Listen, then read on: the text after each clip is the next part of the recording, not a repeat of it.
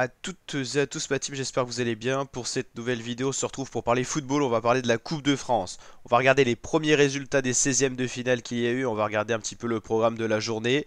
Alors l'entame de 16e de finale, c'était Bergerac-Lyon. Bergerac a bien posé problème à Lyon, avant que Lyon, finalement, avec quand même du sérieux dans le jeu, une certaine discipline, a réussi à battre Bergerac, donc sur le score de 2 buts à 1, avec Bergerac qui a concédé un carton rouge. Donc Lyon en Ligue 1 se qualifie pour les huitièmes de finale de la Coupe de France. C'est compliqué en Ligue 1 pour Lyon, mais pour l'instant ça passe face à de plus petites équipes. Monaco a bien galéré face à Rodez, ça faisait un partout à la mi-temps, et finalement Monaco a réussi à faire basculer le match, donc une deuxième équipe de Ligue 1 qualifiée pour les huitièmes de finale. Brest a réussi à s'imposer face à Trélissac, mais ça a été un match compliqué. Brest qui va bien en Ligue 1, qui va plutôt bien en Coupe de France pour le moment. Troisième équipe qualifiée pour l'instant de la Ligue 1, donc pas beaucoup de surprises. Laval a réussi à faire une des surprises de ce week-end en battant Nantes. Laval Ligue 2 a donc sorti Nantes, qui était pourtant à domicile. Donc très beau match et sérieux de la part de Laval. Petite surprise du week-end, Valenciennes en Ligue 2 a battu Paris FC, qui est également en Ligue 2. Valenciennes, c'est la dernière équipe, la lanterne rouge du championnat de Ligue 2. Mais ils ont réussi à battre Paris FC qui est à peu près 8ème de Ligue 2 si je dis pas de bêtises. Donc ça c'est la petite surprise et le point positif pour la Valenciennes. Ça va mal en Ligue mais ça va mieux en phase élimination directe. Une des autres surprises du week-end, c'est le Puy Foot 43, petit poussé qui a battu USL Dunkerque. Dunkerque, c'est compliqué de cette saison de Ligue 2 et c'est également compliqué en Coupe de France vu que ça s'arrête là. Dunkerque qui avait pris un carton rouge également, le Puy Foot 43 qui s'impose donc pour le tour suivant. Nice a bien galéré face à Bordeaux, Nice Ligue 1, Bordeaux Ligue 2, mais ça passe pour Nice. Paris a déroulé face à Orléans, une équipe de nationale.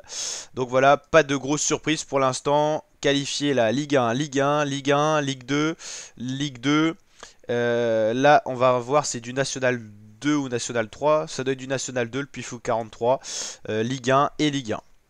Dans les matchs qui restent à venir, donc pour la journée du dimanche, Rouen-Toulouse, Clermont-Strasbourg, Sochaux-Reims. Sochaux c'est national, mais ça joue bien.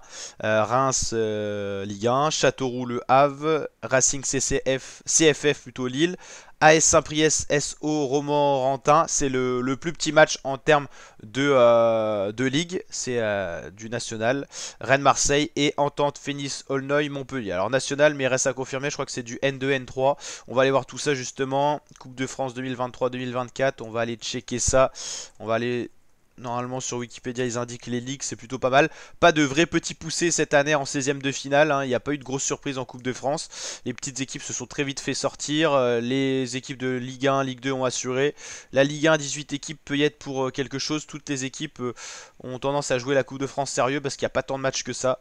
Donc ça permet aux équipes de se donner 100% en coupe. Donc voilà, on l'a dit, Lyon, Ligue 1 a éliminé donc AN2 Bergerac. Laval là éliminé en Ligue 1, Nantes, donc Laval L2, pour l'instant plus petite équipe sur le papier.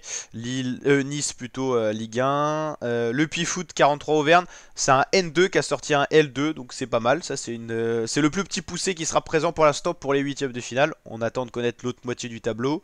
Brest ça passe face à Trélissac, qui est donc Ligue 1. Valenciennes ça passe face à Paris FC Ligue 2. Monaco ça passe face à un Ligue 2. Orléans N1 qui a perdu face à un L1. Et donc voilà, dans ce qui reste, il reste donc Ligue 1, Clermont-Strasbourg. Racing CFF Lille, c'est du N2 Ligue 1. Rouen, Toulouse, c'est du National Ligue 1, de Ligue d'écart. Châteauroux, Le Havre, N1 face à L1. Saint-Priest, SO Romorantin, N3, N2, il y aura forcément un plus petit poussé parmi ces deux équipes en huitième de finale parce qu'il y aura un gagnant de ces deux équipes. Donc ça c'est plutôt sympa, ils ont un tirage assez favorable, donc ils peuvent espérer aller en huitième de finale. Sochaux-Reims, Rennes-Marseille, ça c'est un choc. Et Phoenix-Aulnoy-Montpellier. Est-ce qu'on aura des surprises dans cette partie de tableau? N'hésitez pas à me dire en commentaire si vous voyez une surprise arriver. Pour l'instant, ouais, il n'y a plus d'équipes de régionales. Et les plus petites équipes encore en lice sont des National 3. D'ailleurs, il n'y a plus que la S Saint-Priest en National 3 qui est encore présent. Équipe qui vient d'où? Banlieue de Lyon. Ok, ok, ok. Et sinon, ouais, après ça, c'est des N2. Voilà. Bon, N3, c'est encore un petit poussé, hein, quand même, mais voilà. Voilà. le petit bilan de la mi-week-end. J'espère que ça va vous plaire. La team, on suit cette Coupe de France en intégralité sur la chaîne YouTube. Toutes les vidéos Coupe de France disponibles dans la playlist Coupe de France. Allez, n'hésitez pas à vous abonner, activer la cloche, liker si ça vous plaît et commenter et partager aussi. Ciao l'équipe.